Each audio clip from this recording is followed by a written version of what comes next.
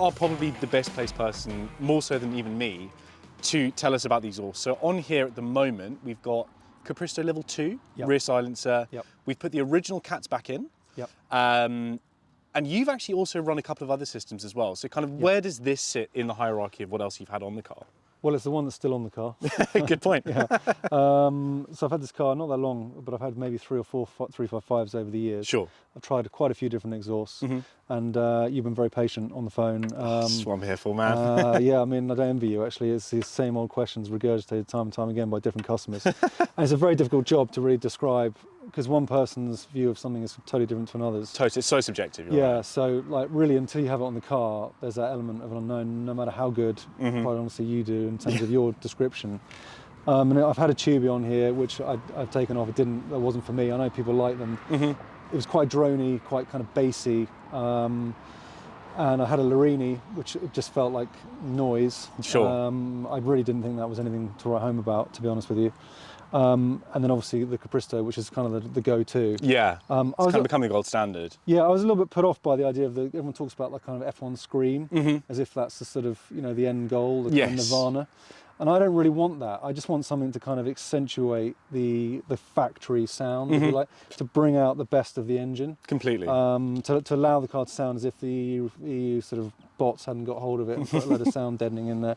Because really legislation is what's kind of held back. Pulling everything cars. back, yeah, totally. So the Capristo, obviously the stage 2, because you said to me, which I thought was very fair, especially when we tried the 2, the 1 is very similar to factory. Yes. So really it's kind of like, why bother?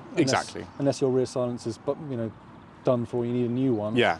I think the stage 2 is kind of the default, which you've sort of said, and I agree. Completely. Stage 3 is for the Asbos. Yeah.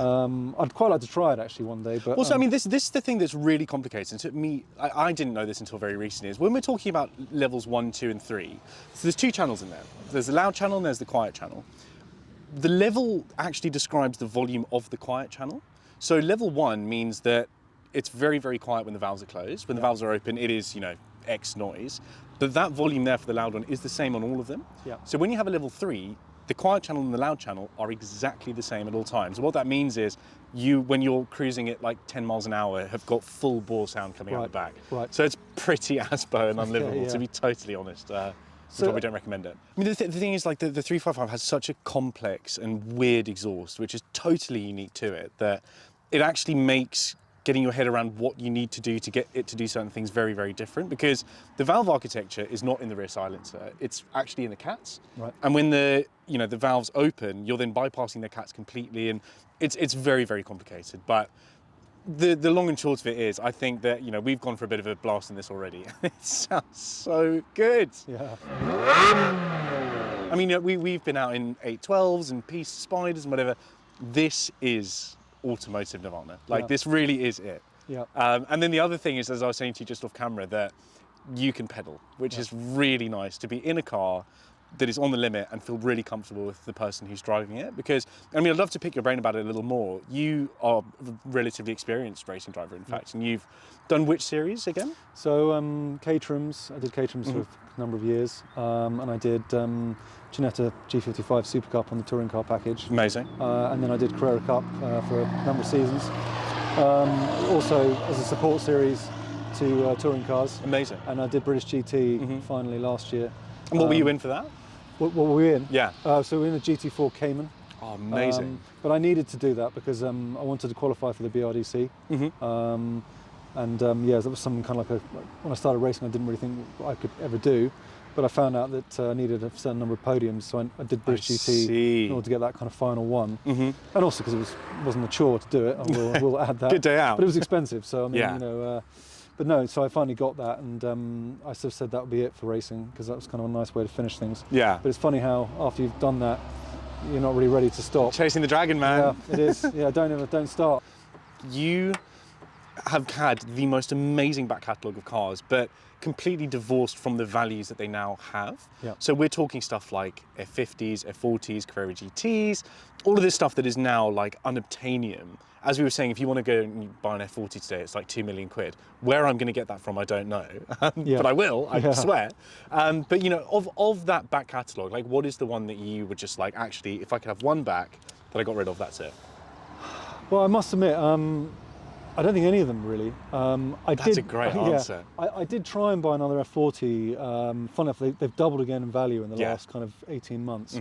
And the only thing I got right in terms of timing was I was trying to buy one when they were kind of at 900, thinking that was a hell of a lot of money, thinking like, you know, am I going to keep it at that level, or is it too much money for me tied up in one car? And anyway, for one long story short, it didn't work out and I didn't end up getting it. And they literally doubled like the next The values are just mad. Yeah, so that was... I mean, did you see that dog, that Nardo Grey like LM that has been repainted? Oh, the blue one? No, so it's Nardo Grey now. Oh, wow. Yeah, it's hideous. And I can't remember what it is. It sold, I think, in an RM Sotheby's private sale for the most ridiculous amount of money. Yeah. 10 years ago, you'd have been laughed out of any dealership with that car. Was it Liberty Walk originally? No, so that was the Okay. F40 Blue, which was the white Liberty Walk that went blue. Okay. Right. This is a legitimate period LM. Oh, wow. That somebody's now painted in Nardo Grey, supposedly is pushing out 1,000 horsepower. Like, Right. I bet you it's a laugh to drive. Yeah. But the fact that such a poorly historied car is now trading at that level of money it's just horrendous. Yeah, in all honesty, it's a little bit sad. There you go, that's a bit of you, Jamie. Oh yeah, a little Caterham. Yeah, like I find the values today, you know, not to the benefit of the car world really, because it's become so much about values than more above and beyond anything else. Certainly way above enjoying driving them. But look, you know, I don't want to sound like a broken record. I mean, people say that sort of stuff. Do I regret selling them? I regret selling them because of the amount of money I left on the table. Yeah. My timing sucked. But you know, I mean, yeah, that's kind of hard to live with. Just feeling that stupid every time you open Auto Trader. Yeah. But no, really, no. You know, I've still got a few nice cars, and you know, I'm ultimately, as long as I can drive and enjoy driving, then that's enough for me. And this is the other thing, is that you're a proper petrol head, because we had a look around your cars earlier, and all of them have dirt on them. Yeah. Which is awesome. I mean, you were sort of saying the joke about, you know, stamp collectors wrapping everything in plastic. Like, there's no such thing here. Your cars are driven, which is amazing. I'd love to actually have just Porsches. Really? Some days, but I'm very fond of this, obviously, and I sometimes think about selling it, and I drive it, and I'm like, what am I doing? I can't, you know, because these kind of earlier ones as well, a little bit harder to get hold of, and I waited a long time to find this actual one. Such a nice example. Yeah, it's not. I mean, so the Speciale though is the one other example of another mark that means I can't go pure Porsche. Really? Because they just got it right. I mean, I think it's the best Ferrari they've ever made. Really? As a driver's car. Yeah, yeah. And look, you've driven them all, so I back you. Yeah. Have you driven a TDF? No. Because I'd be very interested to pick your brain about that. I mean, not that I've driven one in anything even resembling anger, but everybody says it is the most punishing car they've ever driven. I've heard that. I've got some pals who are racing from Racing World who've driven it and weren't that complimentary.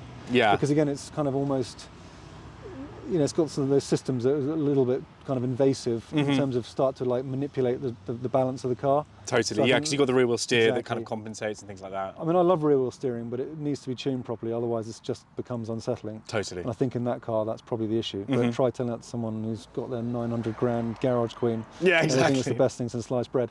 And I mean, I get it, they're cool. You know, they're kind of uncorrupted, kind of last of the pre-OPF cars. Yeah, totally. You know, they're lovely, but I mean, in terms of pure driving, I'm sure you can find I'm sure you can find something a bit more refined. Yep.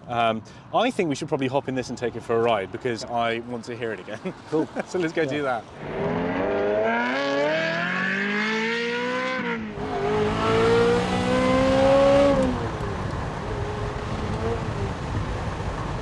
God, this thing sounds cool, man. Yeah, I think it's amazing how much better it is with the windows down. Yeah, totally. You get so much of that sound. Whoa, whoa, whoa, whoa, whoa. Because for people, you know, thinking about making a change, it is still quite civilized. Yeah. Like low down. But I mean here, like it's only when you get up above, what is it, 3,000 RPM that it suddenly goes mad?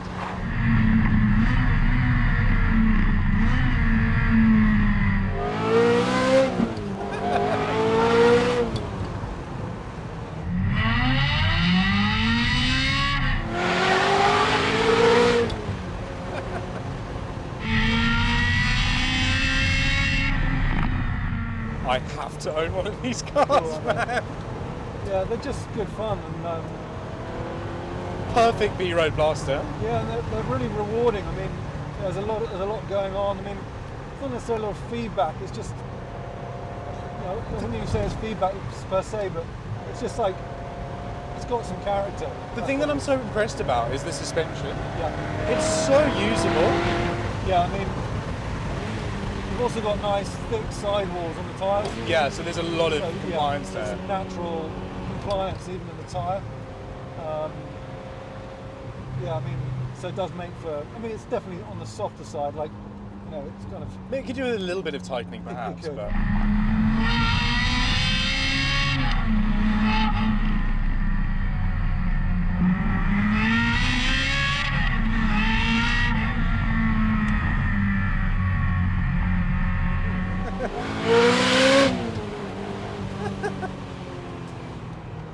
Yeah, I find that when there's like a dark evening or whatever.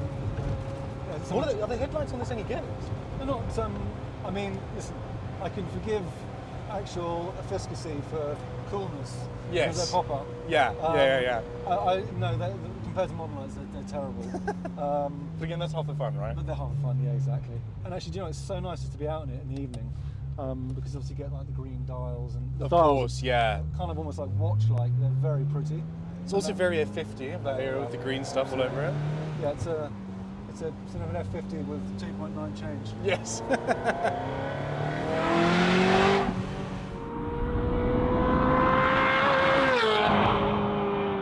To be fair, you can't drive an F50 like this, really. No way. It doesn't. No way. It would bite your head off. It would. I actually, back in the days, as I said, I had one, and Yeah. I remember I was driving it on these roads back then, and I misjudged how wide it was because it's left-hand drive. Sure. And I was cutting a corner, and I remember I clipped the curb, and it kind of sent the car offline. Uh-huh. And I remember thinking, it's kind of a, you know, the wrong moment. That could have been a really big accident. Yeah, absolutely. Someone coming the other way, you know. The Quite thing is, easy. as you were saying, like you have to have it so high up in the road bridge to be in the power band that you need to drive it actually quite irresponsibly. Yeah, you do, yeah. I mean, it's basically, I end up convincing myself of all these things because I can't afford one. So I find reasons why I wouldn't want one. I wouldn't want one anyway. Yeah. But hey, listen, let's just say tomorrow we both won 100 million. It would be on the shopping Probably list. would. It would be It'd be nice to have the option.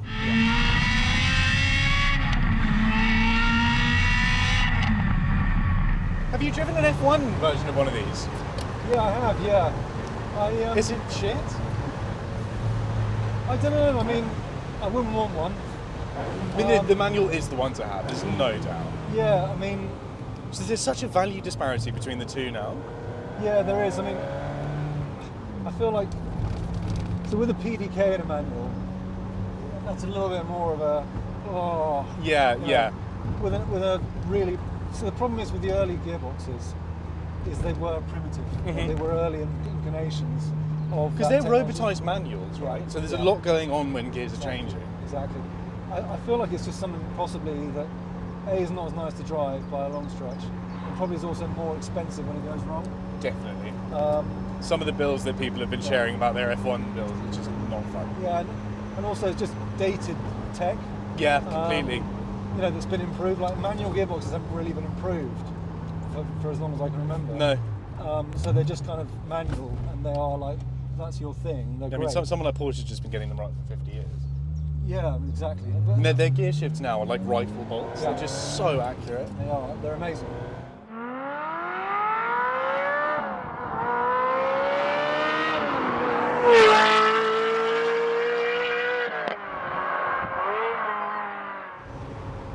This is just addictive. It's so infectious, that noise. It's lovely, isn't it? I mean, look, here we are cruising along kind of 40, in a 40. And then you get this beautiful slashed sign and all hell breaks loose.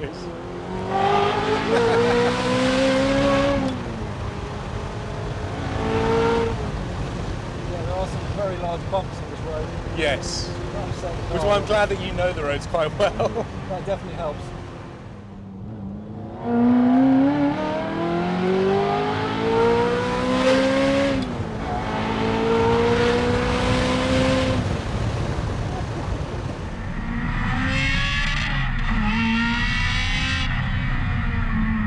You've heard it here first, like, I need to own one of these things. Yeah. This is take it to the grave, good day kind of stuff. Thank you so much, man. Oh, no, your pleasure. It's been pleasure. awesome. Oh, no, absolute pleasure. Been Thanks for wicked, coming. man. No, it's awesome.